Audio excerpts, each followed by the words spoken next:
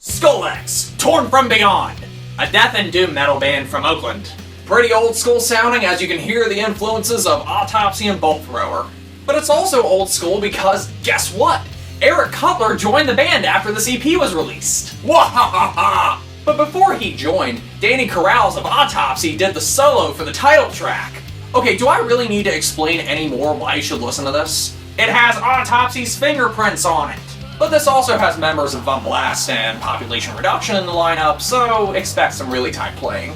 We start with Dweller of the Twilight Void. In the first minute, you come across some complex drum fills and spider riffs. And then, the Oakland thrash mid-tempo section kicks in.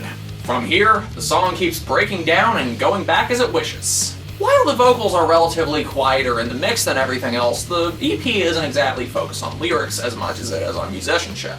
It's mainly focused on horror and heaviness. It seems to work because when Dweller speeds up, moshing occurs. The title track is classic death metal. I've already mentioned that Danny Corrales does the solo here, and it's fitting because the groove to this song is just right for a Danny Corrales solo.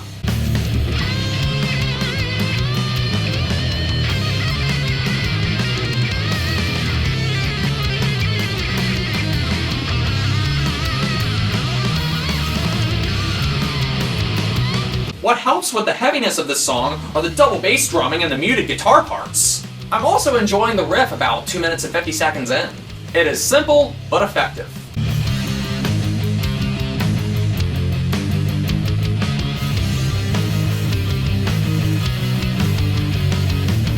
Lunar Tomb! It's murky. Sounds like something from Severed Survival. Oakland seems to have a huge doom metal scene. Well, I can say that Scolex is a good 50-50 on doom metal and death metal.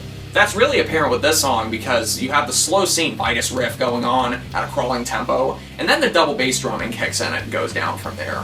Infinite Monolith. In my pants, it has more crawling. You have a bunch of influences here, but you can definitely tell that this song was agonized over. After all, it's a bit more difficult to successfully write a doom metal song than it is a death metal song. You have to make sure that the song doesn't get boring, and make sure that the length is justified. Scolex doesn't have any problems with that here because there are plenty of changes in great instrumentation. The growling is pretty killing too. The growling sounds like the vocals on one of the bonus tracks to Left Hand Path. The EP sounds pretty good.